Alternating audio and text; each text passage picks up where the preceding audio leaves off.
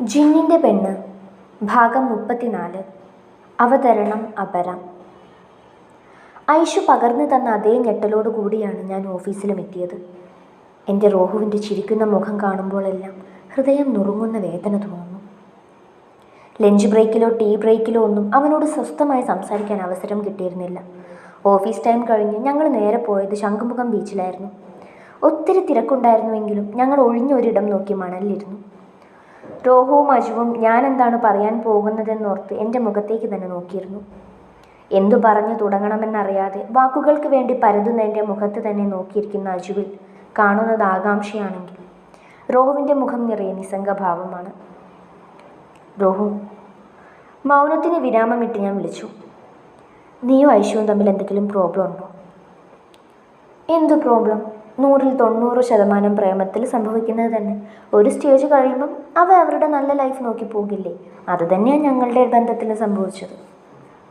പുഞ്ചിരിയോടുകൂടി അവൻ പറഞ്ഞു. അവൻ്റെ സംസാരം കേട്ട് എന്നേക്കാൾ ഞെട്ടിപ്പോയത് അജുവായിരുന്നു. എന്താടാ റോഹു, നീ നാടകം കളിക്കുവാണോ? ഞങ്ങൾക്കിത് വിശ്വസിക്കാൻ പ്രയാസമുണ്ട്. നിന്നെ, അവളെ, നിങ്ങളുടെ പ്രണയത്തിൻ്റെ ആഴവും നിങ്ങളുടെ സ്വപ്നങ്ങൾക്കും മോഹങ്ങൾക്കും നിങ്ങൾക്കൊപ്പം കൂട്ടുനിന്ന ഞങ്ങളോട് തന്നെ വേണോ ഇത്? പറയുന്നതിനൊപ്പം അജുവിൻ്റെ കണ്ണുകളും നിറഞ്ഞിരുന്നു. ഡാ, നിങ്ങളിപ്പോൾ എന്തറിഞ്ഞോ, എന്ത് ഞാൻ പറഞ്ഞോ അതാണ് സത്യം. പ്രേമിക്കുമ്പോൾ അങ്ങനെയൊക്കെ തോന്നാം, പക്ഷെ ജീവിതം അതിങ്ങനെയൊക്കെയാണ്. ഞാനും അവളും അത് ഉൾക്കൊണ്ട് മുന്നോട്ട് പോയിക്കൊണ്ടിരിക്കുകയാണ്. ഇനി നിങ്ങളും കൂടി മനസ്സിലാക്കിയാൽ തീരാവുന്ന പ്രോബ്ലം മാത്രമേ ഉള്ളൂ. നമുക്കിപ്പോൾ ഇവളുടെ കല്യാണം എങ്ങനെയൊക്കെ അടിച്ചു പൊളിക്കണമെന്ന് ചിന്തിക്കാം, അല്ലാതെ കഴിഞ്ഞു പോയത് ചികഞ്ഞ് നമ്മുടെ സമയം പാഴാക്കണോ? ഞാനൊക്കെയാണ്, പിന്നെ നിങ്ങൾക്ക് എന്താണ് മനസ്സിലാവാത്തത്? അതൊക്കെ പോട്ടെ, ഇനി അടുത്തത് എന്തെന്ന് ചിന്തിക്കാം നമുക്ക് എന്ന് പറഞ്ഞ് അവൻ അസ്തമയ സൂര്യനെ നോക്കി നിന്നു. ആ പ്രഭയിൽ അവർ കാണുന്നുണ്ടായിരുന്നു ഹൃദയത്തോട് ചേർത്ത് വെച്ച പ്രിയ സുഹൃത്തിൻ്റെ പുഞ്ചിരിക്കിടയിലെ നൊമ്പരം. അവർക്ക് മാത്രം കാണാൻ കഴിയുന്ന അവൻ്റെ മിഴികൾക്ക് മീതെ പടർന്നു പിടിച്ച നോവ്. എന്നിട്ടും ആ നോവിൻ്റെ കാരണം മാത്രം കണ്ടുപിടിക്കാൻ അവർക്ക് കഴിഞ്ഞില്ല. നിലാവ് പെയ്യുന്ന രാത്രിയിൽ റോഹു തനിച്ച് ബാൽക്കണിയിൽ നിൽക്കുകയായിരുന്നു. അകലെ മിന്നുന്ന നക്ഷത്രങ്ങൾക്ക് മാത്രം പങ്കുവച്ച് അവൻ്റെ നൊമ്പരത്തിൻ്റെ ഓർമ്മയിൽ നിൽക്കുന്നതിനും വല്ലാത്ത സുഖം തോന്നി അവനും. സ്വപ്നങ്ങളും പ്രതീക്ഷകളും അടിയറവ് വെച്ച് മറ്റുള്ളവർക്ക് മുന്നിൽ തിരികെ നടന്നെങ്കിലും ഉള്ളിൻ്റെ ഉള്ളിൽ അവൻ അപ്പോഴും അവൾക്കൊപ്പമായിരുന്നു, അവൻ്റെ ഐഷുവിനൊപ്പം. ബാൽക്കണിയിലുള്ള ഊഞ്ഞാലിൽ കിടന്നുകൊണ്ട് അവൻ ഹെഡ്സെറ്റ് ചെവിയിലേക്ക് തിരുകി. അതിൽ നിന്ന് അവൻ്റെ ചെവിക്കുള്ളിൽ കൂടി ഹൃദയത്തിലേക്ക് ഒഴുകി നോവ് പടർത്തിയത് അവൾ അവന് വേണ്ടി ചൊല്ലിയ കവിതയായിരുന്നു. പ്രേമമായിരുന്നെന്നിൽ സഖാവേ, പേടിയായിരുന്നെന്നും പറഞ്ഞിട, വെറും ജന്മമുണ്ടെങ്കിൽ ഈ പൂമരം നിന്റെ ചങ്കിലെ പെണ്ണായി പിറന്നിടും. കണ്ണു നിറച്ചുകൊണ്ട് അവന് മുന്നിൽ അവരുടെ കോളേജ് കാലം തെളിഞ്ഞു. പ്രേമിക്കുന്നെങ്കിൽ ചങ്കറപ്പുള്ളൊരു SFIക്കാരനെ പ്രേമിക്കണം. ഞാൻ SFI പാനലിൽ നോമിനേഷൻ കൊടുത്തു വരുമ്പോൾ അവൾ കുറുമ്പോടെ മെഹ്റൂനോട് പറഞ്ഞതാണ്, നീ നൽകിപ്പോയ ലോകത്ത് നിന്നും ഈ ജന്മം എനിക്ക് മോചനമല്ല പെണ്ണെ. നിറഞ്ഞു വന്ന കണ്ണുകൾ അടച്ച് അവനെ കുറച്ചു കാലമായി തിരിഞ്ഞുപോലും നോക്കാത്ത നിദ്രാദേവിയെ പ്രതീക്ഷിച്ചു കിടന്നു. എന്നാൽ ഈ സമയം റോഹുവിൻ്റെ മാറ്റത്തിൻ്റെ കാരണം തിരക്കി തല പുകയ്ക്കുകയായിരുന്നു അജുവും റോഹുവും. രാവിലെ ഓഫീസിലെത്തിയപ്പോൾ തന്നെ പതിവില്ലാതെ ഷെറീന മാഡം കലിപ്പിലായിരുന്നു. ഇപ്പം എന്നോട് ഭയങ്കര ദേഷ്യമാണ്. ആവശ്യമുള്ളതിനും ഇല്ലാത്തതിനും എന്നോട് മാത്രം ദേഷ്യം. വെറുതെ ഒരു പ്രോബ്ലം ഉണ്ടാക്കേണ്ട എന്ന് കരുതി ഞാൻ മൈൻഡ് ചെയ്യാൻ പോയില്ല. ഇൻഷ മാഡത്തിൻ്റെ എന്നോടുള്ള പെരുമാറ്റം പുള്ളിക്കാരിക്ക് പിടിക്കുന്നില്ല, അതാണ് മെയിൻ പ്രശ്നം. ഓഫീസിലെ തിരക്കും വർക്ക് ലോഡുമായി ദിവസങ്ങൾ പൊയ്ക്കൊണ്ടേയിരുന്നു. റിച്ചുവുമായുള്ള കൂടിക്കാഴ്ചകളെല്ലാം ഞാൻ മനഃപൂർവ്വം ഒഴിവാക്കി. കാണുമ്പോഴെല്ലാം അതിനുള്ള പരിഭവം മുഖത്ത് കാണാറുണ്ട്, എങ്കിലും ഞാൻ അധികം മൈൻഡ് ചെയ്യാൻ പോയില്ല. ഒരു മധുരപ്രതികാരം.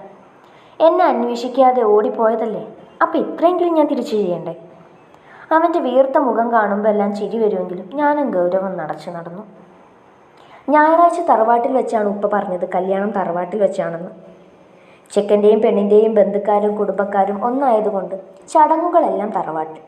മഞ്ഞൾ നീരാട്ടും മെഹന്തിയും എല്ലാം ഒന്നിച്ച്. എന്തിന്? ചെക്കനും പെണ്ണും ഓഡിറ്റോറിയത്തിൽ ഇറങ്ങുന്നതും തിരിച്ചു വരുന്നതും എല്ലാം ഒരു വീട്ടിൽ നിന്നും. എല്ലാവരും ആ തീരുമാനത്തിൽ സന്തോഷത്തിലായിരുന്നു. ഇനി വെറും 20 ദിവസങ്ങൾ കൂടി നിക്കാഹിന്. ഓർക്കും തോറും നെഞ്ചിനുള്ളിലൊരു പിടച്ച്. റിച്ചുവിനെ ഓർക്കും തോറും എന്തോ ഒരു ഫീലിംഗ്. സന്തോഷവും സങ്കടവും നാണവും പേടിയും എല്ലാം കൂടി കലർന്ന ഒരു പ്രത്യേക ഫീലിംഗ്. ആ ഫീലിംഗ് ആലോചിച്ച് തീരും മുന്നേ എന്നെ റൂമിലേക്ക് ആരും പിടിച്ചു വലിച്ചു. എന്നെ ചുമരോട് ചേർത്ത് കൈകൊണ്ട് ലോക്ക് ചെയ്ത് മുഖത്തേക്ക് നോക്കി നിൽക്കുന്ന റിച്ചുവിനെ കണ്ടതും നെഞ്ചുച്ചത്തിലിടിക്കാൻ തുടങ്ങി. എൻ്റെ നെഞ്ചിൻ്റെ മിടപ്പ് ശബ്ദം കേട്ടതും അവൻ്റെ ചുണ്ടിൽ ഒരു കുസൃതി ചിരിമിങ്ങി. നിന്റെ നെഞ്ചിപ്പി ഇടിച്ചു പൊട്ടിപ്പോകുമല്ലോ പെണ്ണെ. ഇപ്പോഴേ ഈ പാടാണെങ്കിൽ ഇനി വെറും 20 ദിവസം കൂടിയേ ഉള്ളൂ. അപ്പോൾ എന്തായിരിക്കും നിന്റെ അവസ്ഥ? ഡി മെഹറൂസ്, എന്തെങ്കിലും ഒന്ന് പറയടി. ഞാൻ ഇത്ര റൊമാൻറ്റിക്കായി നിന്നിട്ട് നീ എന്താ പെണ്ണെ ഇങ്ങനെ കുന്തം പിഴിഞ്ഞ പോലെ നിൽക്കുന്നത്?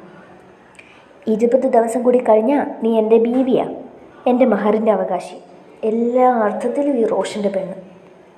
അയിന് ഞാൻ ഇത്രയും കാര്യമായി പറയുമ്പോൾ നീ എന്താടി അയിനെന്ന് ചോദിക്കുന്നേ? അയിന് ഞാനെന്ത് വേണം? ഇതാ പെണ്ണെ, എന്നെ വെറുതെ ദേഷ്യം പിടിപ്പിക്കല്ലേ.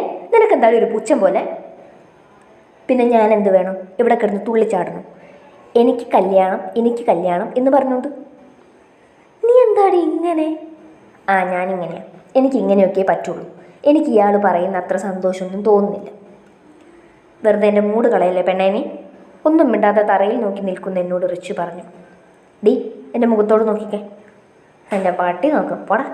നിൻ്റെ കണ്ണിലെങ്ങാനും നോക്കിയിട്ട് വേണം ഞാൻ അതിൽ തന്നെ നോക്കി എല്ലാം മറന്ന് ഇങ്ങനെ നിൽക്കാൻ. നടന്നത് തന്നെ പ്രലോഭനമാണല്ലേ ഉദ്ദേശം. എന്നെ കൊന്നാലും ഞാൻ നോക്കില്ലടാ മരമാക്രി. എന്താടി നിന്ന് പെറുപെറുക്കുന്നേ? എന്നെ തെറി വിളിക്കുകയാണോ? ചെറുതായിട്ട്. എന്നെപ്പോലും ഞെട്ടിച്ചുകൊണ്ട് അവൻ്റെ കൈകൾ എന്നെ അവനിലേക്ക് ചേർത്തു. ഡാ, മര്യാദയ്ക്ക് വിട്ടെന്നെ. ഡാന്നോ? ഇക്കൊന്ന് വിളിക്ക്. എന്നാ വിടാം. എൻ്റെ പട്ടി വിളിക്കും. എന്നാൽ ഇങ്ങനെ തന്നെ നില്ല, ഇതിനൊരു തീരുമാനമാകുന്നത് വരെ എന്ന് പറഞ്ഞിട്ട് അവൻ എന്നെ ഒന്നുകൂടി അവനോട് ചേർത്തു. അപ്പോഴാണ് എന്നെയും അവനെയും ഞെട്ടിച്ചുകൊണ്ടൊരു നിലവിളി ഉയർന്നത്. എൻ്റെ മെഹറൂനെ റിച്ചുക്ക ഞെക്കിക്കൊല്ലുന്നേ, എല്ലാവരും ഓടി വരണേ. അല്ലുവിൻ്റെ വിളി കേട്ട് ഒരു നിമിഷം റിച്ചു പകച്ചു പോയെങ്കിലും അടുത്ത നിമിഷം അവൻ്റെ വായ പൊതിഞ്ഞു പിടിച്ച് അവനെ എടുത്തുയർത്തി. അതുകൊണ്ട് പൊട്ടിച്ചിരിക്കുന്ന എന്നെ നോക്കി റിച്ചു പറഞ്ഞു, നീ അധികം അങ്ങ് സന്തോഷിക്കണ്ട. ഇപ്പം ഈ കുട്ടിദേവാങ്ക് വന്നതുകൊണ്ട് നീ രക്ഷപ്പെട്ടു. നിന്നെ എൻ്റെ കയ്യിൽ കിട്ടും മോളെ, നീ കരുതിയിരുന്നു. രാത്രി ഫുഡിന് ശേഷം എല്ലാവരും ഹാളിൽ ഒത്തുകൂടി. ഡ്രസ്സ് എടുക്കാൻ പോകുന്നതിനെക്കുറിച്ചും ജുവൽസ് എടുക്കുന്നതിനെക്കുറിച്ചുമായിരുന്നു ചർച്ച. റിച്ചുക്ക, എനിക്കൊരു കാര്യം പറയാനുണ്ട്. നീ പറയടാ അല്ലൂസേ എന്നും പറഞ്ഞ് റിച്ചു അല്ലുവിനെ കൊഞ്ചിച്ചു. എനിക്ക് നിങ്ങളുടെ കല്യാണത്തിന് കുറേ ഡ്രസ്സ് എടുത്ത് തരണം. അതിനെന്താ, എൻ്റെ അല്ലുവിന് ഒത്തിരി ഡ്രസ്സ് വാങ്ങിത്തരാൻ പോരെ? മതി എന്ന് പറഞ്ഞ് അല്ലു റിച്ചുവിൻ്റെ കവിളിൽ ചുണ്ട് ചേർത്തു. പിന്നെ റിച്ചുക്ക, ഇനി എന്താടാ ചക്കരെ? എൻ്റെ മെഹറു പാവല്ലേ. ഇനി എൻ്റെ മെഹറുവിനെ ഞെക്കിക്കൊല്ലല്ലേ. ഇന്ന് റൂമിൽ വെച്ച് ഞെക്കിക്കൊല്ലാൻ നോക്കിയില്ലേ അതുപോലെ. ഡാ എന്ന് ഉപ്പ വിളിച്ചതും ഞാനല്ല എന്ന് പറഞ്ഞ് റിച്ചു ഓടിയതും ഒരുമിച്ചായിരുന്നു. അവൻ്റെ ഓട്ടം കണ്ടതും അവിടെ ഒരു കൂട്ടച്ചിരി ഉണർന്നു. ചെയ്തു തീർക്കാനുള്ള വർക്കിൽ മുഴുകിയിരുന്നപ്പോഴാണ് ഇൻഷാ മാഡം വന്ന് MD വിളിക്കുന്നു എന്ന് പറഞ്ഞത്. ഞാൻ ചെല്ലുമ്പോൾ ടേബിളിൽ ചാരി നിൽപ്പുണ്ട് റിച്ചു. മെഹറു, നിന്നെ വിളിപ്പിച്ചത് എനിക്കിന്ന് വൈകുന്നേരം ഒരു ഒഫീഷ്യൽ ടൂറുണ്ട്. ഞാൻ തിരിച്ചു വരാൻ 10 ദിവസം കഴിയും.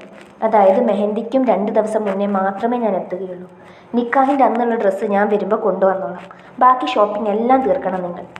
പിന്നെ ലീവ് ആപ്ലിക്കേഷൻ മെഹന്തിക്ക് 2 ദിവസം മുന്നേ കൊടുത്താൽ മതി. ഇത് പറയാനാണ് ഞാൻ നിന്നെ വിളിപ്പിച്ചത്. അപ്പം ഞാൻ പോട്ടെ? അങ്ങനെ അങ്ങ് പോയാലോ? ഇത് മാത്രം പറയാനായിരുന്നെങ്കിൽ ഫോൺ വിളിച്ച് പറഞ്ഞാൽ മതിയായിരുന്നില്ലേ? ഞാൻ വിളിച്ചത് വേറൊരു കാര്യം പറയാനാണ്. എൻ്റെ അടുത്തേക്ക് വരുന്ന അവനെ കണ്ടതും ഞാൻ പിറകിലേക്ക് നടന്നു. എവിടെ ഓടുന്നടി കുറ്റുപ്പേനി എന്ന് പറഞ്ഞ് കയ്യിൽ പിടിച്ച് അവൻ്റെ നെഞ്ചോട് ചേർത്ത് ലോക്കാക്കി. എനിക്ക് 10 ദിവസം അവിടെ സമാധാനമായി നിൽക്കാൻ മധുരമുള്ള എന്തെങ്കിലും തരുമോ പെണ്ണെ? കൊഞ്ചിക്കൊണ്ടുള്ള അവൻ്റെ ചോദ്യം കേട്ട് ചിരി വന്നെങ്കിലും പുറമേ ഗൗരവം നടിച്ച് ഞാൻ പറഞ്ഞു, ക്യാൻറ്റീനിൽ ചെന്ന് ഐസ്ക്രീം കിട്ടും, പോയി വാങ്ങിച്ചോ. എനിക്കതൊന്നും വേണ്ട, ഇത് മതി എന്ന് പറഞ്ഞ് അവൻ എൻ്റെ അതിരം സ്വന്തമാക്കിയതും ഒരുമിച്ചായിരുന്നു. അതിരങ്ങളുടെ ആഴങ്ങളിൽ അവൻ പ്രണയമുദ്ര പതിപ്പിക്കുമ്പോഴും അവൻ്റെ കൈ എൻ്റെ ഇടുപ്പിൽ അമർന്നുകൊണ്ടേയിരുന്നു. ഒരു വേള ശ്വാസം കിട്ടാതെ വന്നപ്പോഴാണ് അവൻ എൻ്റെ ചുണ്ടുകളെ മോചിപ്പിച്ചത്. ചേർത്തു നിർത്തി നെറ്റിയിൽ ചുണ്ടു ചേർത്തപ്പോഴാണ് ഞങ്ങളെ തന്നെ മിഴിച്ചു നോക്കി നിൽക്കുന്ന സൂരജ് സാറിനെ കണ്ടത്. സാറ് ഡോറടച്ച് പുറത്തേക്ക് പോയെങ്കിലും എന്ത് വേണമെന്നറിയാതെ ഞാൻ അവൻ്റെ നെഞ്ചിലേക്ക് തന്നെ ചാരി.